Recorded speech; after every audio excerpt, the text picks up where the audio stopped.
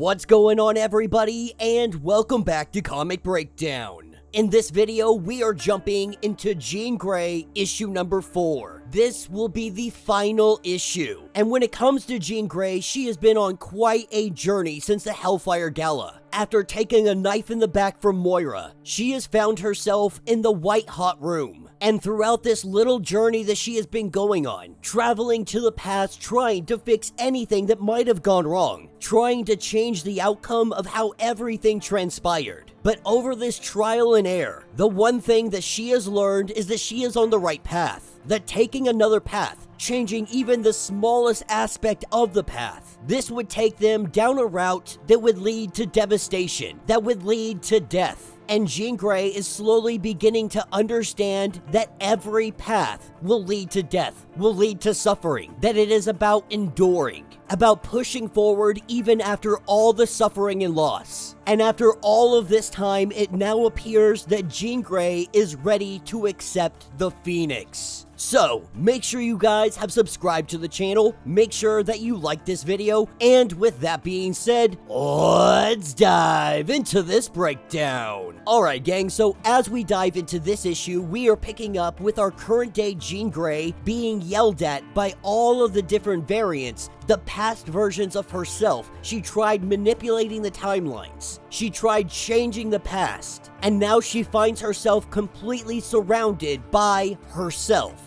And they are all furious. They scream at her that you know why we are here. We are here because everyone is dead. Jean Grey cannot figure out why all of them are so angry, that it can't just be because they are dead. The truth is, they've been dead before. But these other versions of herself, they let her know that they are figments of her past, fragments of her nightmares. This is all products of imaginary stories that she has been telling herself, none of which are real. This is when we see the Phoenix emerge, letting her know that in the white hot room, everything is real in its own way, going on to discuss all of her efforts to try and change the past. At one point, Jean was about ready to erase the memories of the X-Men, the memories of the future that they had seen. That is, until Jean Grey had stepped in and she changed that, and they saw what happened because of it. She used these memories to forge another terrible future, that she brought the Phoenix into it, made her what she is, and everyone died, all because she didn't trust herself. Now she tries to justify it by saying that the X-Men were dead, that she had to know. Was it her fault? Could she have saved them? Can she still save them? Going on to remind Jean Grey that she is confused, because right now she is the one that is dead. By all accounts, Jean Grey has made the right decision every step of the way, that you need to trust your instincts. The truth is, you are only mad at yourself. This is where we see the Phoenix go into Jean Grey. Now, Jean Grey goes on to say that she needed to consider the ramifications, to think things through. This other version of Jean asking, why did you make me sit through watching Scott die, watching Wolverine die? I had to live that nightmare, and the memories still haunt me. And Jean apologizes, believing that she was arrogant. She stood in the X-Men's ashes and she thought maybe she was wrong. Maybe it could have been better. Maybe it wasn't all up to her. But the reality of the situation is that the Phoenix had hidden inside of her body. And so while Jean had healed in the past, it took on her aspect. It rode her anger. All of this until her true will asserted itself and stopped the Phoenix. And though she did die, that wasn't the end. They found her true body cocooned beneath the sea and they awakened her. She was returned to Scott and all was restored. How could she see this as bad? But for Jean, it's what came afterwards. The impulsive arrogance didn't work. She tried logic,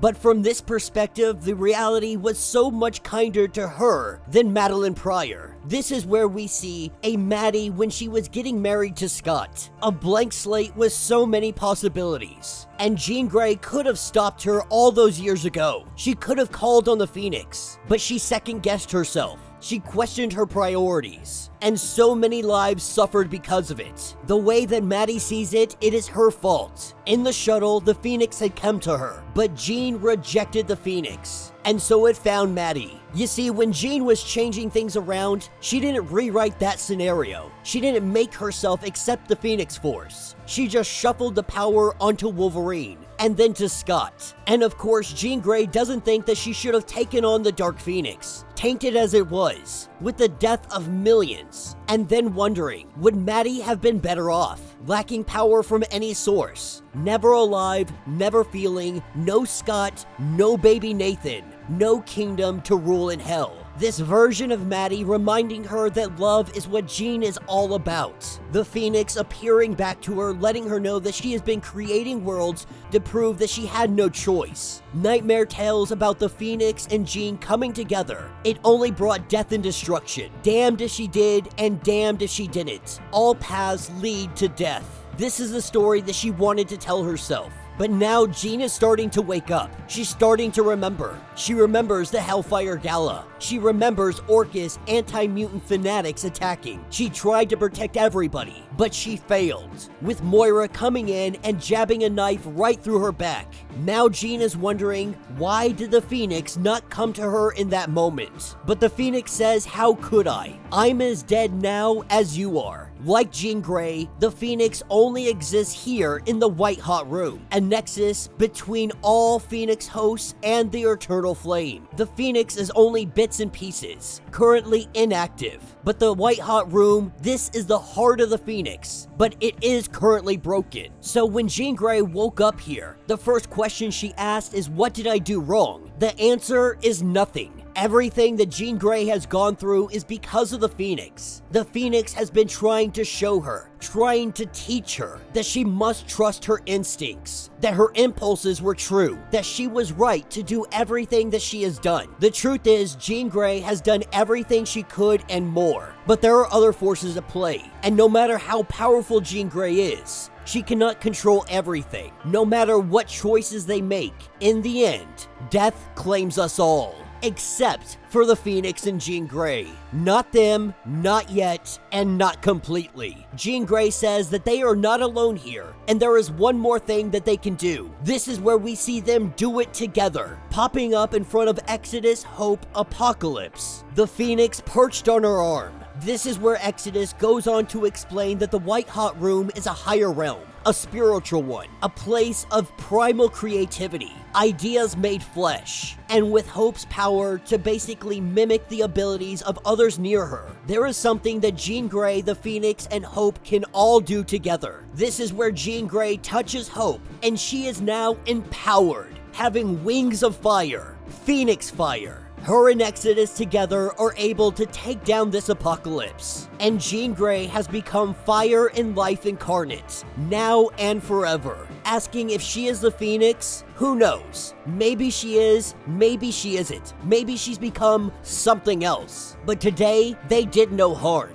And this is not arrogance. This is not her being full of herself. Jean Grey is finally following her gut. She tells the Phoenix that this isn't over. Not for the X-Men, not for Mutantkind, and not for the Phoenix and Jean Grey. But what comes next? Be it life or death, the two of them will face it together. And that will be the end of this issue.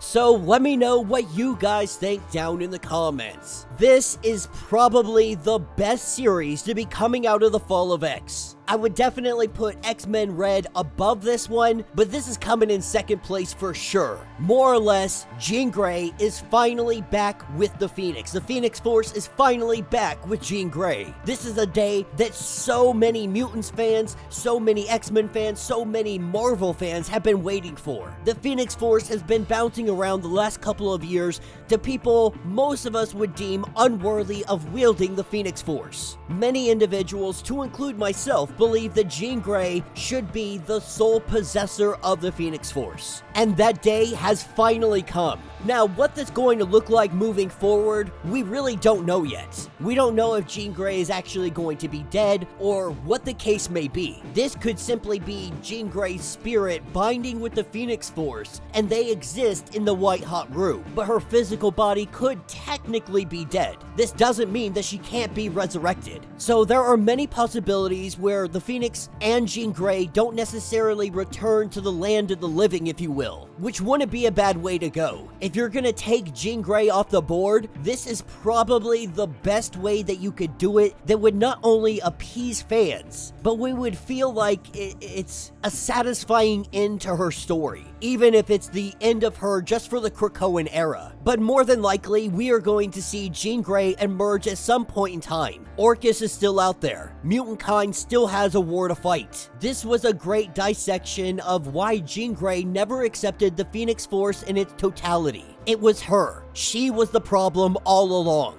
Her indecisiveness, her inability to make decisions on the fly, to trust her gut, to not go with her base instincts, constantly second-guessing herself. All of these things led to her being unable to control the Phoenix in the way that she should be able to. The Phoenix was trying to tell her this entire time that if you would trust yourself, not even about trusting the Phoenix Force, if you would trust yourself, you could have been wielding this the entire time. But you were so unsure of yourself all of these years that it was never able to properly bond together. But now that you have found that, through the trials and errors of your life, through your very death, you were able to discover the truth. I don't know what they have in store next for Jean Grey, but I cannot wait to see what comes. But as a fan of Jean Grey, as a fan of the X-Men titles, I say with 100% certainty, the Phoenix is finally back where it belongs. So let me know what you guys think.